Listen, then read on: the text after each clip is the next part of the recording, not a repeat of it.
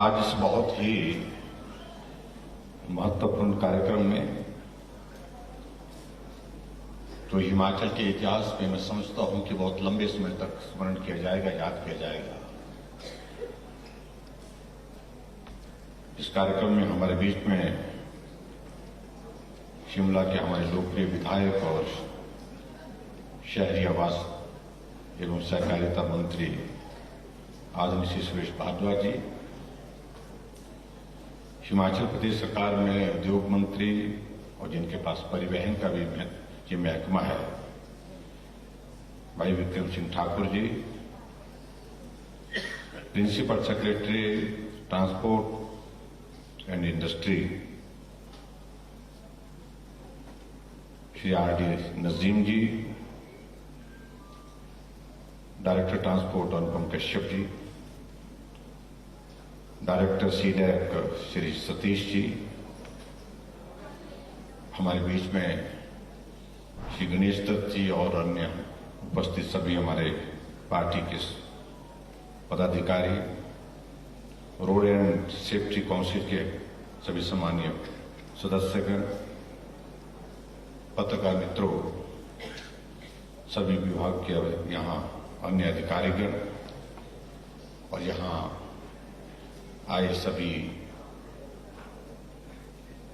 देवी और सज्जनों और प्यारे बच्चों, सबसे पहले तो मैं बधाई देना चाहूंगा विभाग को, विभाग के मंत्री को, विभाग के अधिकारी को कि हिमाचल प्रदेश ने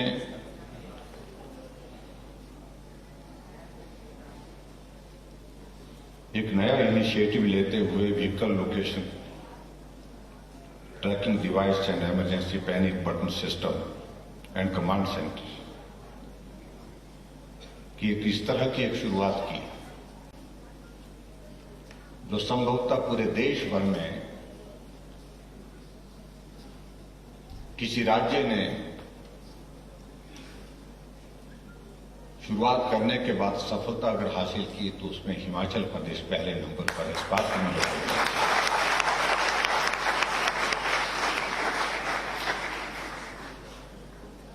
और इस बात को फिर से हिमाचल ने साबित किया है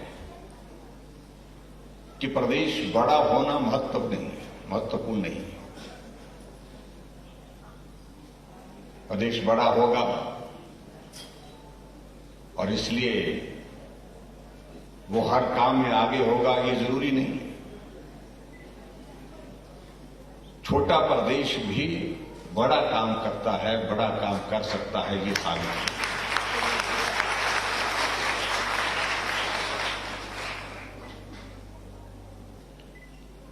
निश्चित रूप से इस बात को हमको स्वीकार करना होगा कि टेक्नोलॉजी ने एक बहुत बड़ा महत्वपूर्ण रोल आज की इस दुनिया में जो है वो निभाना शुरू किया है।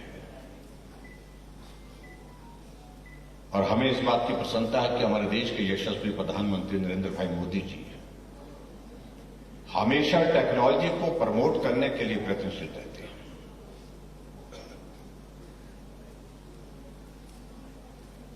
टेक्नोलॉजी का इस्तेमाल करना रोजमर्रा की जिंदगी में ये भी आवश्यक हो गया और टेक्नोलॉजी का इस्तेमाल करके हम दुनिया की दौड़ में, उस प्रतिस्पर्धा की दौड़ में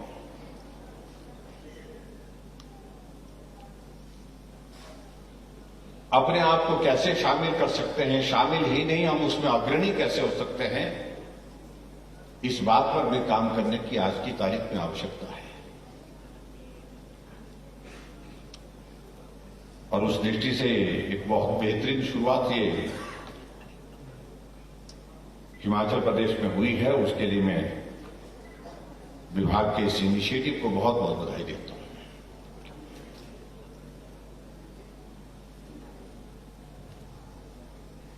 अब यहां जिस प्रकार से एक्सप्लेन किया जा रहा था सारी चीज को कि हिमाचल की गाड़ी अगर जाकर के चेन्नई में भी घूम रही है, अगर बेंगलोर में भी घूम रही है, उसकी जानकारी यहां बैठ करके जो है वो हासिल की जा सकती है। क्योंकि सिस्टम जो डिवाइस उसमें लगा करके उसको यहां से पता कर सकता है कि वो गाड़ी कितनी स्पीड से चल रही है, गाड़ी खड़ी है कि चल रही है, वो गाड़ी की लोकेशन क्या है।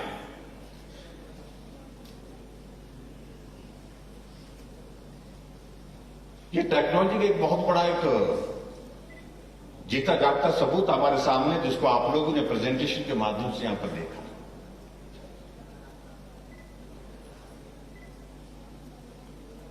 और हिमाचल प्रदेश में हमने इस बात के लिए भी तय किया है।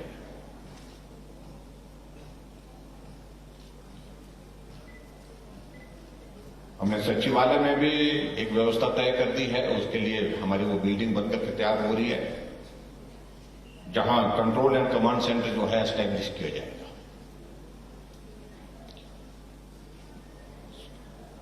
सरकार बनने के बाद मुझे जानकर के कुछ राज्यों में जाने का मौका मिले। मुझे गुजरात जाने का मौका मिला और गुजरात में जाकर के मैंने मुख्यमंत्री के साथ बैठ करके उन्होंने कहा कि मैं आपको कोई एक चीज दिखाता हूं। वो अपने कंट्रोल एंड कमांड सेंटर में हमको ले गए, जो मुख्यमंत्री के कार्यालय के एकदम साथ है। तो जहां हम बैठ करके उन्हें स्क्रीन पर वो सारा सिस्टम जब ऑन किया, गुजरात के अंदर जो है कौन सी बस कहां से चल रही है, किस रूट पर चल रही है, समय पर चल रही है, रूट पर चल रही है, इसके कहीं उसने रूट डाइवर्ट तो नहीं किया, बस की रफ्तार क्या है, बस का कहीं एक्सीडेंट तो नहीं हुआ, ये सारी चीज को बता रहे थे। और आगे बढ़ते हुए उन्होंने वो एक चीज और बताई कि एक जगह जहां टोल बैरियर था, तो टोल बैरियर पर गाड़ियां जा रही थी, आ रही थी, पुलिस वाले वहां पर खड़े थे और पुलिस वाले खड़े थे। तो एक ट्रक वाला आया और धीरे धीरे स्पीड कम करते हुए वो रुका। रुकने के पश्चात उसने अंदर से कुछ पैसे जो है वहां पर दिए, वो हमने देखे। और पुलिस वालों को नहीं दिए, मैं बता रहा हूं, पुलिस वालों को नहीं दिए। जो हमारे उस कम्युनिटी के प्रति भी हमारा सम्मान है, जो किन्नर कम्युनिटी होती है हमारी, वो लोग सड़क के वहां पर मांगते हैं। और ये माना जाता है कि उनको जब वो इस प्रकार से वहां पर कहीं मिलते हैं तो ड्राइवर या कंडक्टर जो है उनको कुछ देना शुभ मानते हैं। तो गाड़ी रुकी, ट्रक रुका और ड्राइवर ने हाथ निकाल करके जब अपने से अंदर से पैसे दिए, और वो भी कैमरे में हमारे सामने रिकॉर्ड हुआ। और उसके बाद बहुत दिलचस्प बात जो है, उससे पीछे दूसरी गाड़ी थी और उस गाड़ी वाले ने भी पैसे निकाल करके जो है वो खिड़की से हाथ बाहर करके जो उनके हाथ में दिए। मैंने मुख्यमंत्री से पूछा, मैंने कहा मैं पहले समझ नहीं पाया। मैंने कहा यहां तो ये भी पकड़ा जा रहा है। मैंने कहा ये पैसे लेते देते पकड़े जा रहे हैं। इन्होंने क्या दिया? वो तो इन्होंने पैसे दिए। फिर उन्होंने मुझे कहा कि यहां हमारे इस प्रकार की परंपरा है, और परंपरा तो शायद और जगह भी पूरे देश भर में अन्य स्थानों पर भी इस प्रकार की होगी। तो इनको देते हैं और इसको बुरा नहीं मानते हैं, इसको शुभ मानते हैं, अच्छा मानते हैं। यात्रा सफल होती है, यात्रा जो है सुरक्षित होती है, ऐसा भाव हमारे जो है वो यहां के लोगों के मन में होता है, इसलिए इस सारी चीज को कर रहे हैं। आप कल्पना करिए, मुख्यमंत्री के कार्यालय से उस कंट्रोल रूम में हम बैठ करके ये भी चीज देख रहे हैं। तो टेक्नोलॉजी का रोल कितना बड़ा हो गया। लेकिन जब ये सिस्टम जो है, ये डिवाइस लगने के बाद हिमाचल प्रदेश में जो शुरुआत हुई, मैं समझता हूं कि पहाड़ी प्रदेश जहां हिली टेरेन है, कठिन आना जाना, कठिन दुर्गम क्षेत्र है, और उसमें इस व्यवस्था को लगाना, उससे एक बहुत बड़ा एक लाभ होगा। क्योंकि दूर दराज के इलाके में कभी भी कोई घटना घटित हो, उस घटना की सूचना समय पर पहुंचे, पुलिस प्रशासन को पहुंचे, सरकार को पहुंचे, ताकि जल्दी कार्रवाई की जा सके, मदद की जा सके। उस दृष्टि से इसका बहुत बड़ा रोल रहेगा। और ये भी बात सच है कि अब कौन आदमी कहां जा रहा है ये छुपाना भी बहुत मुश्किल है। हम बात कर रहे थे, मैं कहा 2 मिनट का काम हो गया कि आपकी गाड़ी कहां जा रही है, तो यहां से ही पता कर सकते हैं कि आप कहां जा रहे हैं। इसलिए स्कूल के बच्चों का भी पता लग सकता है कि स्कूल गए कि नहीं गए। अगर गाड़ी का इस्तेमाल करेंगे तो उसे मालूम पड़ जाएगा। और खासतौर से क्राइम को रोकने के लिए इसकी एक बहुत महत्वपूर्ण भूमिका है। एक घटना देवभूमि हिमाचल प्रदेश में घटित हुई थी, जिसको गुड़िया कांड के नाम से हम जानते हैं। पूरी देवभूमि कलंकित हुई है और उस घटना की वजह से वो हिमाचल प्रदेश तक नहीं, पूरे देश तक जो है वो उस घटना जो है उस सबको विचलित किया था।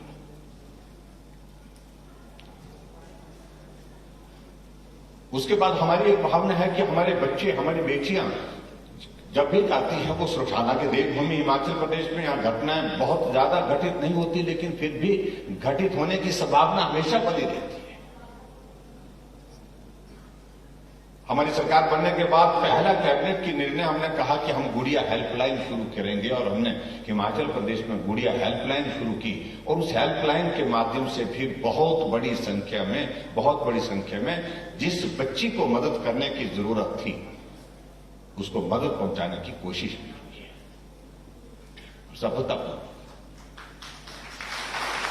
और इसमें जो खासतौर से जो बटन है, जो पैनिक बटन जिसका जिक्र कर रहे हैं, उसको दबाने से एकदम जो है उसका मालूम पड़ जाएगा कि कहां किस गाड़ी में इस प्रकार की कोई घटना जो है वो घटित, और एकदम जो है प्रशासन जो उस पर कार्रवाई कर सकता है।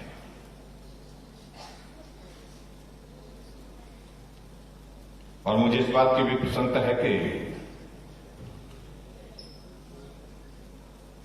इस इनिशिएटिव के माध्यम से सबसे इंपॉर्टेंट चीज जो हमारे, क्योंकि पहाड़ में कहीं घटना घटित होती है, एक्सीडेंट होता है, जब रेस्क्यू ऑपरेशन होता है तो कई बार रेस्क्यू ऑपरेशन के लिए जो है उसके लिए जो है वो सूचना में ही विलंब हो जाता है, देर हो जाती है।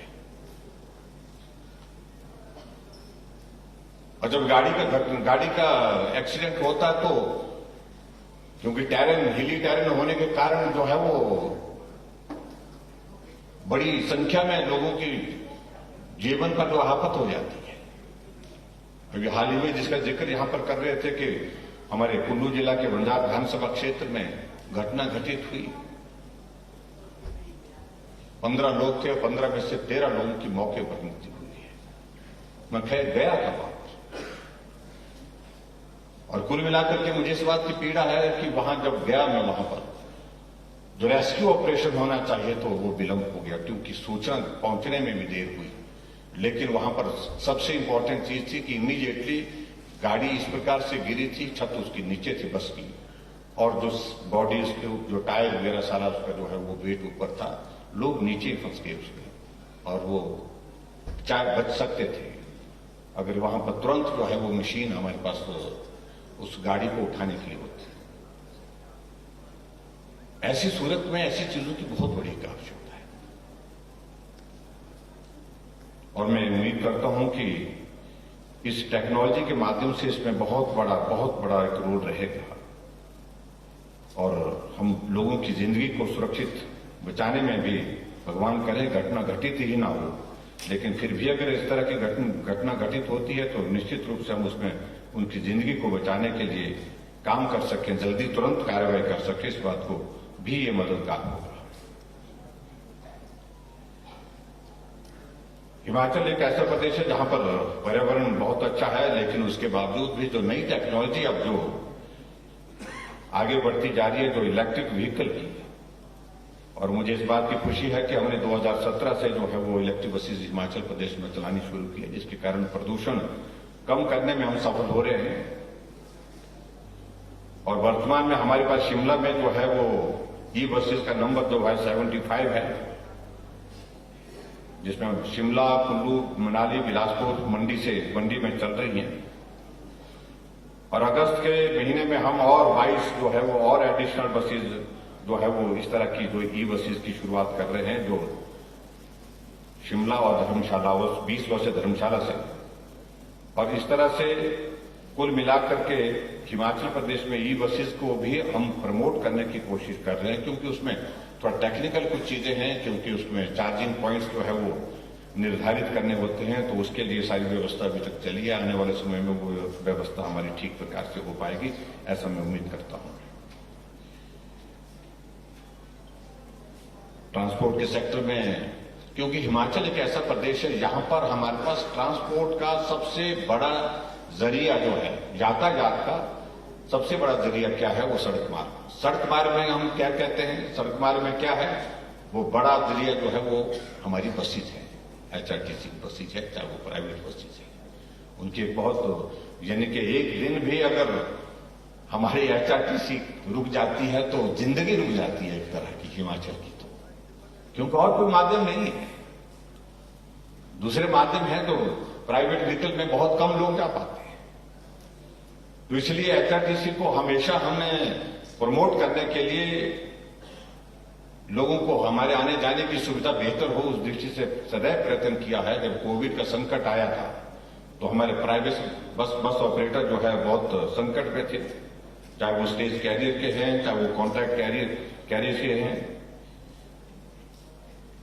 एजुकेशन इंस्टीट्यूशन की बसेज थी, हमने उसमें टोकन टैक्स, SRT, PGT में जो है उसमें हमने 1 अप्रैल 2020 से 30 सितंबर 2021 तक जो है वो 100% हमने छूट दी। और जब जिस प्रकार का जिक्र कर रहे थे हमारे ट्रांसपोर्ट मंत्री, 164 करोड़ रुपए की प्रदेश सरकार की ओर से बसों को मदद, उनको ट्रांसपोर्टर्स को मदद की, इसलिए मदद की क्योंकि उन्होंने कोविड के दौरान जो है बहुत संकट झेला है।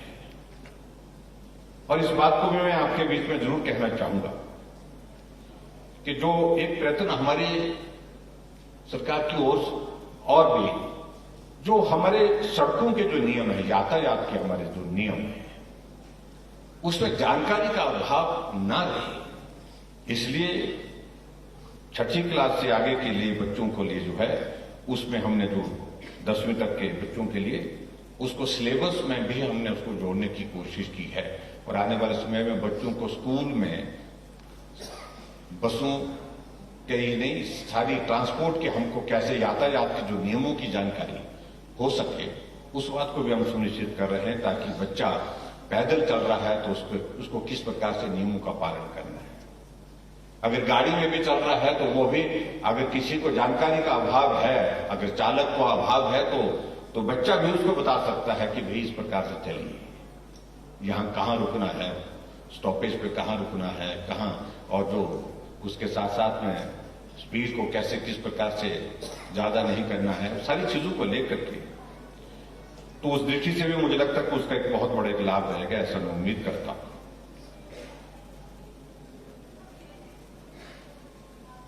आज के इस कार्यक्रम में बहुत लंबी बात नहीं कहूंगा। आज बहुत महत्वपूर्ण एक शुरुआत हमने हिमाचल प्रदेश में ये भी की, जिसका जिक्र माननीय सुरेश भारद्वाज जी कर रहे थे, कि कोविड का संकट हमारे जीवन को बहुत विचलित करके गया है। 2 वर्ष तक हमारा बहुत बड़ा एक संकट, जिसका सामना हम सब लोगों ने किया, मिलकर के किया। बच्चे स्कूल से दूर रहे, घर रहना पड़ा, ऑनलाइन क्लासेस पर डिपेंड होना पड़ा, लेकिन फिर भी टेक्नोलॉजी का उपयोग हुआ, बच्चों को पढ़ने की एक सुविधा जो है घर बैठे भी उस प्रकार से मिल सकी। लेकिन फिर भी उसके बावजूद हमको इस बात को स्वीकार करना पड़ता है कि बच्चों की पढ़ाई प्रभावित हुई है। अभी आदरणीय प्रधानमंत्री जी ने जिस प्रकार से कोविड के इस पूरे संकट को मैनेज करके जो है पूरे देश को एक हौसला दिया, हिम्मत दी, उस दृष्टि से मैं ये जरूर कहना चाहता हूं कि आदरणीय प्रधानमंत्री जी का हम हृदय से आभार व्यक्त करते हैं। इस संकट से बचने के लिए जो वैक्सीन उन्होंने फ्री ऑफ कॉस्ट पूरे देश के लिए कर, और भारत के साइंटिस्ट द्वारा बनाई हुई वैक्सीन का उपयोग भारत के अंदर, और दुनिया का सबसे ज्यादा वैक्सीन करने वाला, वैक्सीन डोजेज लगाने वाला कोई देश है तो भारत, जिसने अभी 3 दिन पहले 200 करोड़ का जो हमारे वैक्सीन डोजेस का जो है वो टारगेट को हमने एक्सीड किया है पूरा कर। लेकिन अभी भी हम इस बात को देख रहे हैं कि कोविड का संकट अभी तक पूरी तरह से समाप्त नहीं हुआ, और ऐसे में अभी तक भी हमको सजग और सावधान रहने की आवश्यकता। हम हिमाचल में भी देख रहे हैं कि लगातार हर रोज मामलों में बढ़ोतरी हो रही है, वो चिंता का विषय है। हमने पिछले कल सभी डेप्टी कमिश्नर के साथ वीडियो कॉन्फ्रेंस के माध्यम से हमने कहा है कि अलर्ट होने की आवश्यकता है। हमारी प्रेपरेशन जो है कोविड की मैनेजमेंट की जो है उसको गियर अप करने की आवश्यकता है, और इसीलिए आदरणीय प्रधानमंत्री जी ने एक और शुरुआत की जो पूरे देश भर के लिए जो बहुत बेहतरीन शुरुआत पिछले दिनों से आपने सुना होगा कि अमृत महोत्सव का जिक्र हो रहा है। कई बार सोचते हैं कि अमृत महोत्सव का अभिप्राय क्या है। अमृत महोत्सव का अभिप्राय यह है कि भारत की आजादी के 75 वर्षों के 75 ईयर्स ऑफ इंडिपेंडेंस, और उसको एक बड़े उत्साह के साथ, बड़े जश्न के साथ पूरे देश भर में मनाने का कार्यक्रम चल रहा है। और उन्होंने इस बात को लेकर कोविड के मैनेजमेंट के लिए भी अमृत महोत्सव के इस अवसर पर 15 जुलाई से 30 सितंबर तक 75 डेज के लिए एक अभियान शुरू किया है, जिसमें हमारे 18 साल से 59 ईयर्स के जो हमारे जो लोग हैं, जिनको जो प्रिकॉशनरी डोज, जिसको बूस्टर डोज भी हम बोलते हैं, अगर वो डोज नहीं लगी है उसको सुनिश्चित करें कि इस समय में 75 डेज में free of cost booster dose यानी कि प्रिकॉशनरी डोज जो है सभी को लगनी चाहिए, ताकि कोविड को हम प्रभावी ढंग से रोक सके। इस दृष्टि से आज हमने एक शुरुआत की है यहाँ दीनदयाल उपाध्याय हॉस्पिटल शिमला से, डीडीयू से, और मैं उम्मीद करता हूं कि जहां जितने भी हमारे बच्चे हैं उन्हें भी वो भी इसका उपयोग करेंगे, और जो इसके लिए जो एलिजिबल होंगे इस कैटेगरी में जो शामिल होंगे 18 से ऊपर के जो बच्चे जिनको प्रिकॉशनरी डोज लगाने की जो कैटेगरी में आ रहे हैं, तो वो भी इसका उपयोग करें। मेरा आप सबसे इस बात के लिए आग्रह है कि सुनिश्चित करें, सभी सुनिश्चित करें कि प्रिकॉशनरी डोज भी बहुत जरूरी है, इसको भी हम पूरा करें। बाकी आज के इस कार्यक्रम में एक बार फिर से मैं विभाग को बहुत बहुत बधाई देता हूं, शुभकामनाएं देता हूं, और हमारा एचआरटीसी बहुत बेहतरीन ढंग से काम कर रहा है। और एक सुझाव मैं जरूर देना चाहूंगा, जिसका मैंने जिक्र माननीय मंत्री जी से भी किया, प्रिंसिपल सेक्रेटरी महोदय जी से भी किया। इस कार्यक्रम को एक नाम तय करें, एक जो है, जैसे हमने बहुत सारी चीजों को लेकर के हिमाचल प्रदेश में जो इनिशिएटिव लिए हैं उनके नाम हमने तय किए। अभी हाल ही में हमने हिमाचल पूरे देश भर में पहला स्टेट है जिसने ड्रोन पॉलिसी बना करके तैयार की। पहला प्रदेश, हिमाचल पहला प्रदेश है, और इसके लिए प्रधानमंत्री जी ने भी हमको बधाई दी। ड्रोन पॉलिसी हुई और उसको गरुड़ के नाम से हमने उस प्रोजेक्ट को हमने लिया है। और इसी तरह से इस प्रोजेक्ट को भी कोई अच्छा नाम ढूंढिए, आप अच्छा नाम ढूंढिए, उस नाम के साथ उसको जोड़िए, और जिसमें हिमाचल की आवाज, हिमाचल का भाव, हिमाचल का देवभूमि का कोई इस तरह का वो आता हो, जिक्र आता हो, ताकि इस प्रोजेक्ट को एक नाम के साथ जोड़ करके हम ब्रांड कर सके। पूरे देश भर में हिमाचल पहला प्रदेश है जहां इस व्यवस्था को हमने शुरू किया है, और इसका एक नाम अगर होगा तो निश्चित रूप से उससे और भी बेहतर पहचान हमारी बनेगी, उसके लिए प्रयत्न करें। तो यही मैं आज के इस अवसर पर कहना चाहूंगा, और यहाँ सभी आज के इस कार्यक्रम में उपस्थित महानुभाव का भी मैं आभार व्यक्त करता हूं। और बच्चों का विशेष तौर से, बच्चों को नई चीज देखने को मिली, बच्चे खुश लग रहे हैं मुझे आज की स्कूल की छुट्टी हो गई है। ये बहुत आनंद का विषय होता है। खासतौर से हम तो ढूंढते रहते थे, हमारे जमाने में मास्टर बहुत खराब थे, छुट्टी नहीं देते थे। तो अब आजकल तो इस सारी चीजों को लेकर के बच्चे बहुत चीजों को मैनेज कर लेते हैं। लेकिन अच्छी बात है आपको ये देखने का अवसर मिला। बच्चों, इसके माध्यम से बहुत सारी चीजें जो आप लोगों ने यहाँ पर सुनी होगी, देखी होंगी, लेकिन इसके साथ बात देखने और सुनने के बाद इस चीज को समझना ये बहुत आवश्यक है नई जनरेशन के लिए, क्योंकि टेक्नोलॉजी में आजकल नई जनरेशन हमारी जनरेशन से बहुत आगे है। तो इसलिए आप सब इस बात को लेकर के इसका लाभ लेंगे, यानी कि आप जानकारी की दृष्टि से इसका लाभ लेंगे। और जो वैक्सीन की मैंने बात कही वो जरूर लगाना है। आप में से वैक्सीन तो लगे ही होगी, मेरे ख्याल बच्चों को भी लगे ही होगी। लगी है कि नहीं लगी? प्रिकॉशन डोज का मैंने बताया, कितने बच्चे यहाँ पर जो 18 साल से ऊपर हो गए हैं और प्रिकॉशन डोज नहीं लगी जिनको अभी तो शुरू कर रहे हैं, तो अभी ज्यादातर बच्चों को नहीं लगी, तो आप लगाएं, जरूर लगाएं।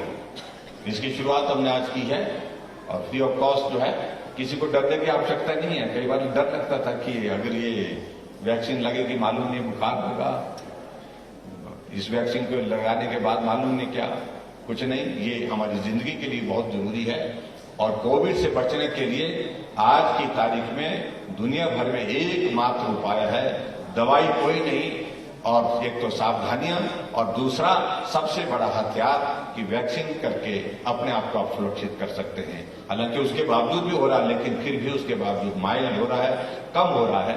इस बात के लिए आप ध्यान में रखें। इतनी बात कहते हुए आज के इस कार्यक्रम में सभी का बहुत बहुत धन्यवाद। नमस्कार।